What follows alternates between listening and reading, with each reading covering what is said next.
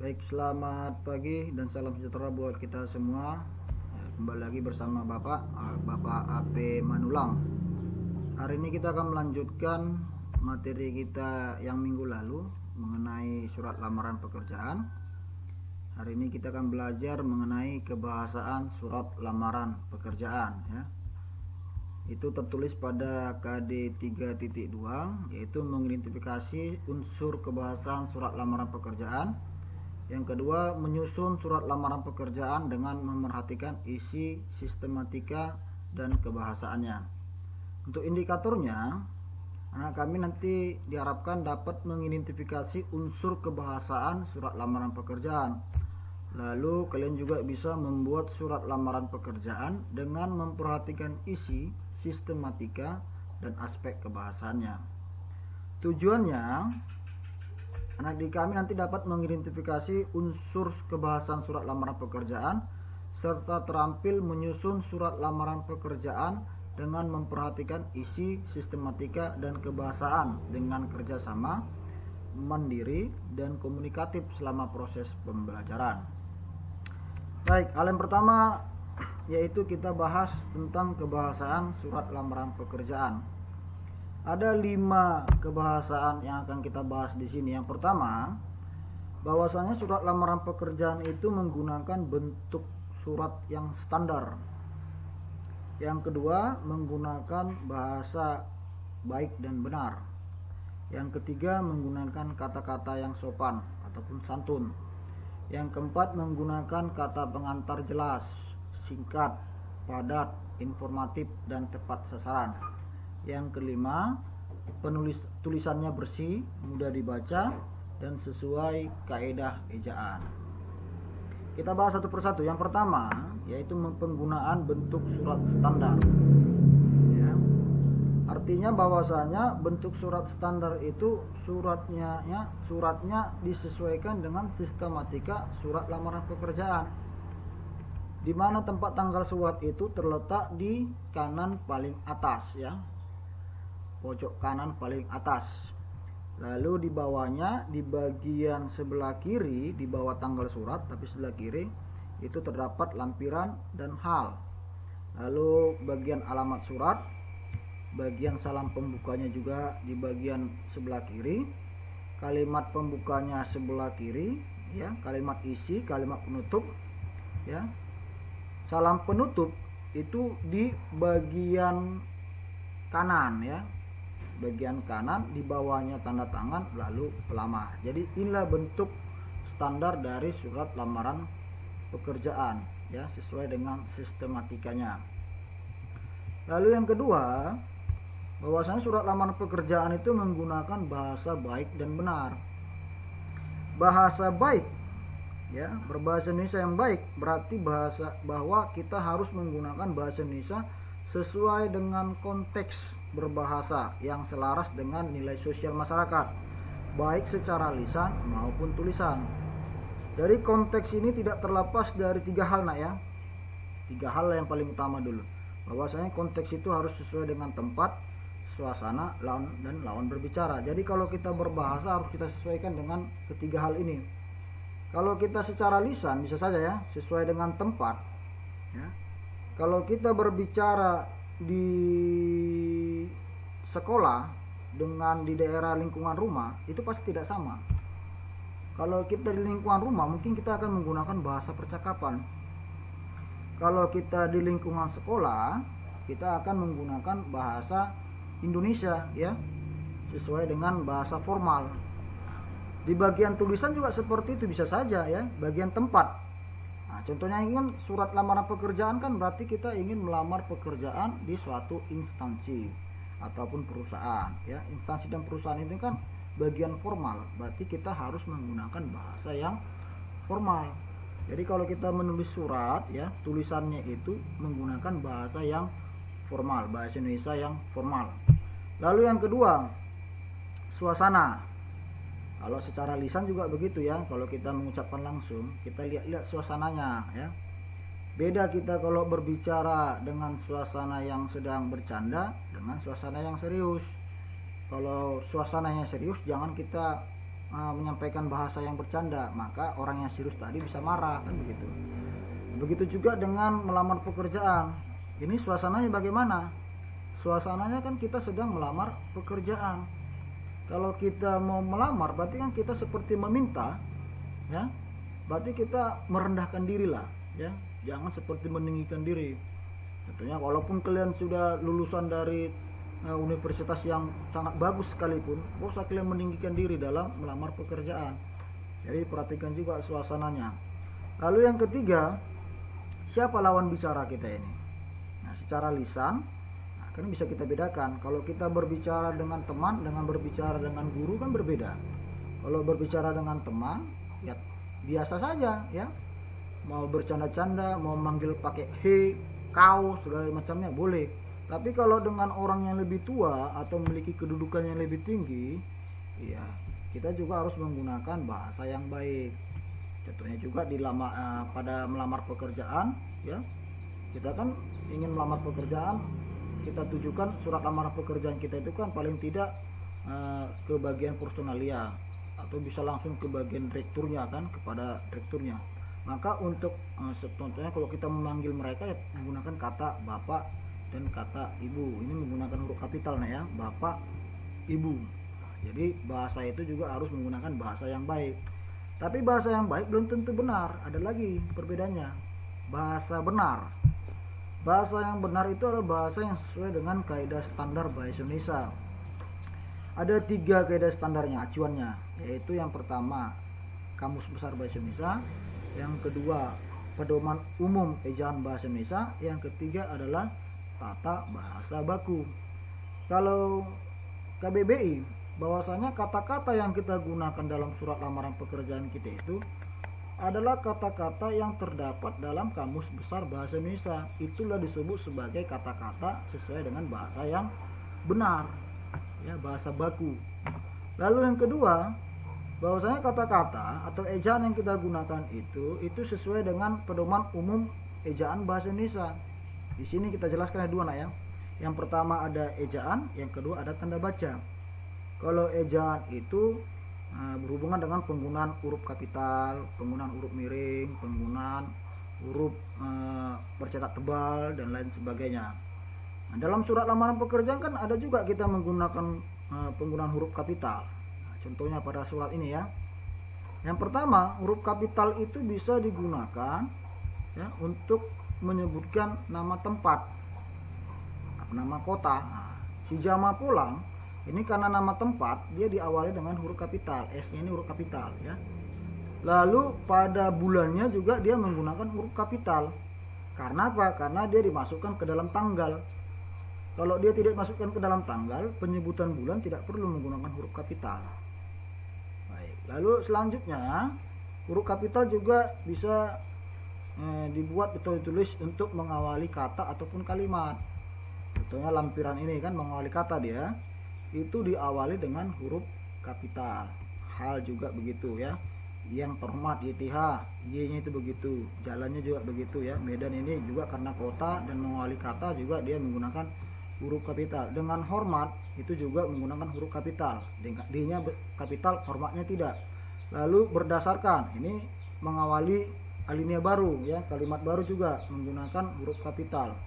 Nama, tempat, alamat pendidikan terakhir ini tidak menggunakan huruf kapital. Kenapa? Karena ini tidak alinea baru, ya. Ini masih bagian dari isi surat, masih bagian dari berdasarkan informasi yang saya baca, ya. Lalu huruf kapital juga memang bisa digunakan apabila memang kalimat yang sebelumnya sudah diakhiri dengan tanda titik, tapi ini kan tidak, ya, diakhiri dengan tanda koma, makanya dia menggunakan huruf kecil. Begitu juga dengan ini. Nah, ini termasuk juga tidak menggunakan huruf kapital karena masih bagian dari isi surat. Beda hal dengan sebagai bahan pertimbangan. Nah, ini masuk ke alinea baru, nah, ya, sebagai bahan pertimbangan. Begitu juga dengan demikian, itu menggunakan huruf kapital. Hormat saya, mengawali kata juga menggunakan huruf kapital, ya. Sayanya tidak. Nah, kalau Purnu Simarmare, huruf kapital juga bisa digunakan untuk nama, ya. Huruf kapital juga bisa digunakan untuk nama suatu perusahaan, contohnya ini Harian Kompas. Lalu masuk ke huruf miring ya. Tulisan huruf miring itu bisa digunakan untuk nama sebuah perusahaan atau nama harian ya. Harian Kompas di sini memang ditulis dengan huruf miring. Oke nah ya. Atau bisa huruf miring juga digunakan untuk kata-kata yang bahasa asing, tapi dalam surat lamaran pekerjaan di sini tidak menggunakan bahasa asing, maka tidak ada ya. Lalu penggunaan huruf bercetak tebal, di sini tidak ada juga ya, tidak ada digunakan dalam surat lamaran pekerjaan.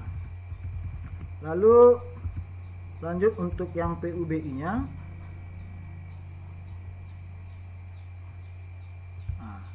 yaitu penggunaan tanda baca. Tanda baca di sini ada tanda titik, tanda koma, tanda titik dua. Ya, kita bahas pertama tanda titik. Tanda titik itu biasanya digunakan untuk mengakhiri kalimat. Nah, di sini tanda titik seperti ini ya, tanda titik.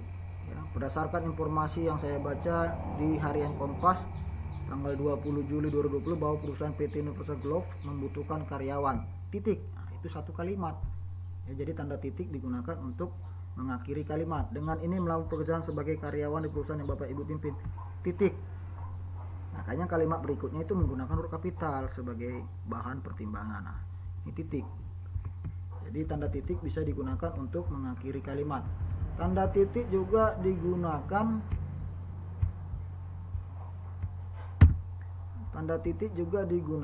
untuk singkatan. Tentunya YTH titik. Nah, ini singkatan. Ya, singkatan yang terdiri dari 3 huruf ya, YTH titik. Ya, lebihnya tidak ada saya rasa. Lalu penggunaan tanda koma. Tanda koma yang pertama digunakan untuk memisahkan antara tempat dan tanggal surat ya, si jama polang koma. Jadi dipisahkan antara tempat dengan tanggal surat. Lalu tanda koma juga bisa digunakan sebagai untuk menyampaikan sesuatu supaya tidak bersifat rancu. Contoh, atas perhatian Bapak Ibu, koma, saya ucapkan terima kasih. Berarti artinya bahwasanya karena ada perhatian dari Bapak Ibu, makanya saya mengucapkan terima kasih.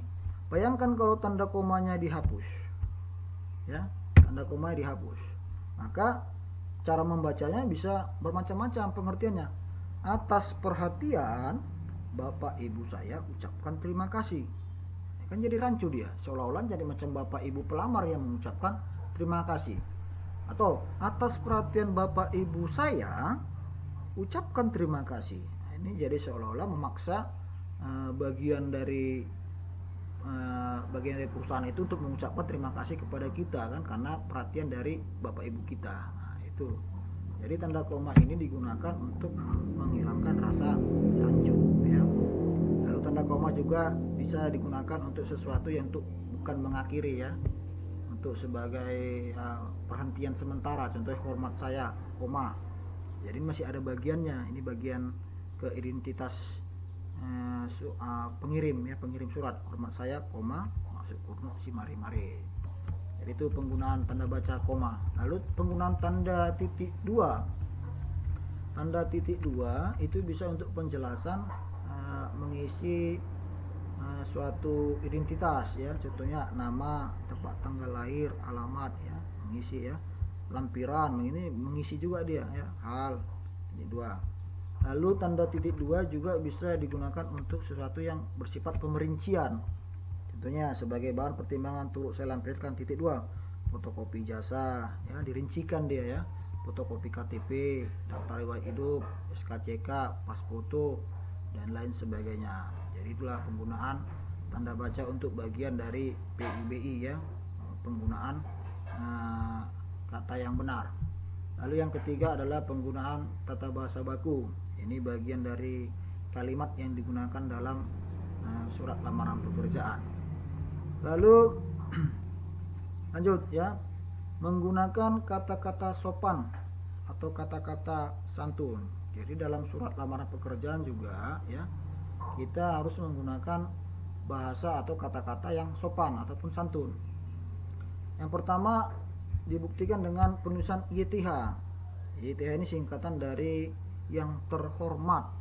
Ini kan mengucapkan kesantunan kita atau kesopanan kita kepada pemilik perusahaan atau personalia. Lalu mengawali isi juga dengan kalimat pembuka seperti dengan hormat ya, menutupnya juga hormat saya. Baru untuk menyebutkan personalia atau pemilik perusahaan atau direkturnya itu menggunakan kata bapak atau ibu, itu pun menggunakan huruf kapital. Kenapa menggunakan huruf kapital? Karena memang ini adalah pemanggilan langsung ya, ucapan langsung, memanggil persona secara langsung, bapak atau ibu. Kecuali kalau dia tidak langsung, contohnya saya memiliki bapak yang ganteng, itu penulisan bapaknya itu menggunakan huruf kecil. Tapi karena ini langsung ke bapak, ke ibu, begitu, itu menggunakan huruf kapital.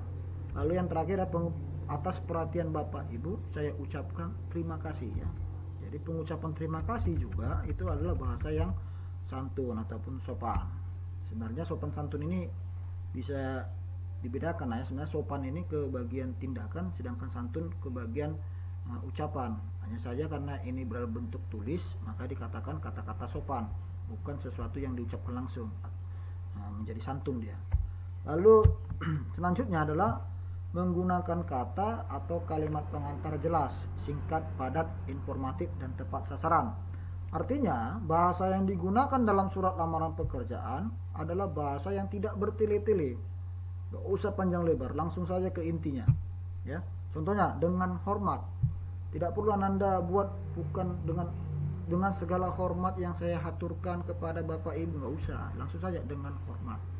Lalu yang kedua ya, sesuai dengan informasi yang kalian baca ya, perhatikan berdasarkan informasi yang saya baca di harian Kompas 20 Juli 2020 bahwa perusahaan PT Universal Clothes membutuhkan karyawan. Udah langsung saja, nggak usah apalah. Berdasarkan informasi yang saya baca bersama teman saya di harian Kompas ketika membeli ini, nggak usah panjang lebar, langsung saja ke intinya. Apa yang ingin kau sampaikan di situ? Itulah menggunakan kata atau kalimat pengantar jelas, singkat, padat, informatif, dan tepat sasaran. Lalu yang terakhir adalah tulisannya bersih, mudah dibaca, atau sesuai kaidah ejaan. Kenapa ada kata tulisan bersih? Memangnya tidak diketik. Biasanya ya, ini perlu Anda ketahui ya, biasanya surat lamaran pekerjaan itu ditulis tangan ya, tidak diketik. Makanya perlu memang tulisan yang bersih ya, dan tulisannya itu tulisan tegak bersambung. Jadi Ananda memang harus mampu membuat surat lamaran pekerjaan dengan tulisan tegak bersambung. Jadi tulisannya itu rapi dan dapat dibaca. Gak perlu saya katakan tulisannya harus cantik, tidak. Kalau memang cantik itu bonus ya, plus. Tapi yang paling penting adalah tulisannya itu tulisan tangan dan tegak bersambung, tulisannya rapi dan dapat dibaca. Lalu tulisannya itu sesuai dengan ejaan, penulisan kata yang benar.